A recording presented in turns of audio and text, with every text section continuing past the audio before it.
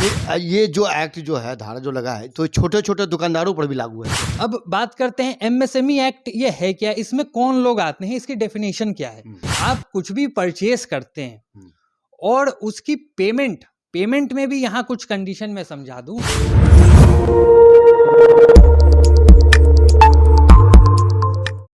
नमस्कार, आप देख रहे हैं SSR ट्यूब। मैं देवेंद्र सिंह लड्डू। कहते हैं कि रोजगार स्वरोजगार जो हो देश भर में बहुत तरह के प्रावधान होती है। लघु एवं सूक्ष्म इकाई वालों के लिए खास करके इस बार जो है प्रावधान लागू किया गया है। तो अगर इस चीज को अगर अंधकार में रखेंगे तो आपकी खमियाजा भुगतना पड़ सकता है। हम पूरे विस्तार से चर्चा चलाने के लिए हम आए हैं। हमारे बीच है पटना सिटी के CA हैं रोहन कमलिया जी से विस्तार रूप से चर्चा चलाएंगे कि क्या प्रावधान है। हम सीधे चलते हैं रोहन कमलिया जी से। रोहन जी, एक अभी फिलहाल इधर 1-2 दिन के अंदर में एक चीज़ आया है कि लघु एवं सूक्ष्म इकाई वाले जो हैं उनके एक प्रावधान आया है कि 15 दिन 45 दिन पेमेंट अगर नहीं करने पर क्या है। Sir section 43 subsection B 43BH income tax act में ये सेक्शन अमेंड किया गया है और 43B में एक नया क्लॉज H इस साल से फाइनेंशियल ईयर 23-24 में इसे ऐड कर दिया गया है।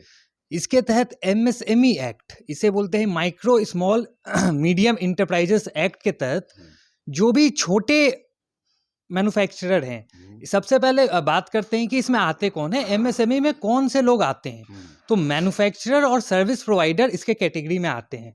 एक बात मैं क्लियर कर दूं, ट्रेडर इसके कैटेगरी में नहीं आते हैं। जो मैन्युफैक्चरिंग या सर्विस से रिलेटेड जो ये काम करते हैं वो MSME एक्ट में आते हैं।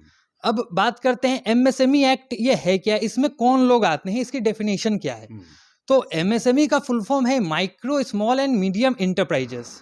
तो ऐसे तो micro small and medium enterprises में 250 करोड़ से नीचे टर्नओवर वाले लोग आते हैं, लेकिन क्योंकि सिर्फ इनकम टैक्स एक्ट में माइक्रो एंड स्मॉल को चूज किया गया है, मीडियम वर्ग वाले लोग इससे बाहर है।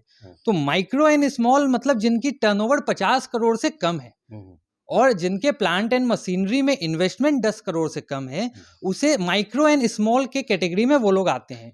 तो हम लोग अपनी चर्चा सीमित रखेंगे सिर्फ माइक्रो एंड स्मॉल तक, हम लोग मीडियम में नहीं जाएंगे क्योंकि फिलहाल इनकम टैक्स एक्ट के पर्पज से मीडियम को इससे बाहर किया गया है। तो अब ये एक्ट क्या बोलता है, ये बोलता है कि अगर आप इस फाइनेंशियल ईयर में, फाइनेंशियल ईयर 23-24 या इसके बाद के फाइनेंशियल ईयर में, इसकी शुरुआत 23-24 से हुई है, आप कुछ भी परचेस करते हैं और उसकी पेमेंट में भी यहाँ कुछ कंडीशन मैं समझा दूं कि जो सप्लायर आपको इनवॉइस इशू करते हैं उसके इनवॉइस पे जितना दिन लिखा हुआ रहे, सपोज उसके इनवॉइस में 30 डेज लिखा हुआ है तो आपको उसको 30 डेज में अंदर पेमेंट कर देना है। अगर उसके इनवॉइस में 60 डेज लिखा हुआ है तो 60 डेज नहीं, तो मैक्सिमम टर्म जो दिया गया है वो 45 डेज का दिया गया है। तो 45 डेज और according to due date provided in supplier's invoice जो कि लेस है, उस दिन तक हमें पेमेंट अपना क्लियर कर देना है। और अगर इनवॉइस पे कुछ भी मेंशन नहीं है तो 15 डेज के अंदर आपको पेमेंट कर देना है। तो मैक्सिमम यहाँ कैप लगा दी गई है 45 डेज के पेमेंट की। अगर इनवॉइस में सप्लायर अगर खुद भी बोल रहा है कि मुझे 90 दिन में पेमेंट कर दो, मुझे कोई दिक्कत नहीं है, तो यहाँ भी आपको वो लिमिट लगा दी गई है 45 डेज की कि आपको 45 डेज में पेमेंट कर देना है। तो ये बात रही। अब दूसरी बात इसमें यह है कि जो इनकम टैक्स के हिसाब से 31 मार्च के ही क्रेडिटर को उठाया जाएगा, उसे ही सिर्फ देखा जाएगा कि जितना आपकी 31 मार्च 2024 में जो बैलेंस शीट बन रही है उसमें जो आपके सप्लायर जो क्रेडिटर खड़े हैं उसकी पेमेंट की सिर्फ जांच की जाएगी कि वो 45 डेज से ऊपर के हैं या उसके अंदर के खड़े हैं। मतलब सिर्फ उतने तक की परचेज की पेमेंट आपको 45 डेज के अंदर कर देनी है तो ही आपको डिडक्शन मिलेगी। नहीं अगर आप करते हैं तो वो इस साल आपकी इनकम में ऐड कर दिया जाएगा।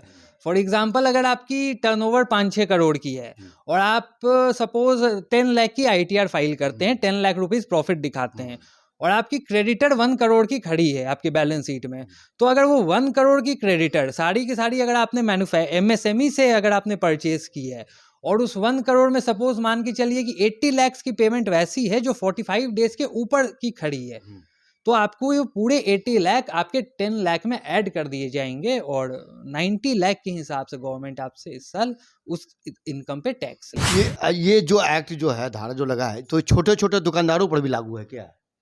नहीं, ये देखिए, ये किस पे लागू है, ये जिसको पेमेंट करना है उससे मतलब नहीं है, जिसको पेमेंट करना है उससे मतलब है। जी। अगर एक छोटा दुकानदार भी किसी मैन्युफैक्चरिंग यूनिट से सामान, और वो मैन्युफैक्चरिंग यूनिट अगर एमएसएमई के कैटेगरी में आती है, तो ये छोटे दुकानदार को भी उसको पेमेंट करना है।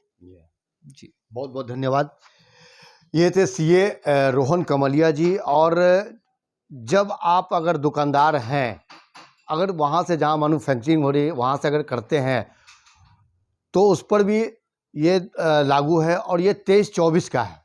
तमाम चीज़ों से अवगत करवाएं, तो आप होशियार रहिए और इस चीज़ को बिल्कुल आप नज़रअंदाज नहीं कीजिए। SSR 2 आप देखते रहिए, लाइक कीजिए। जय हिंद।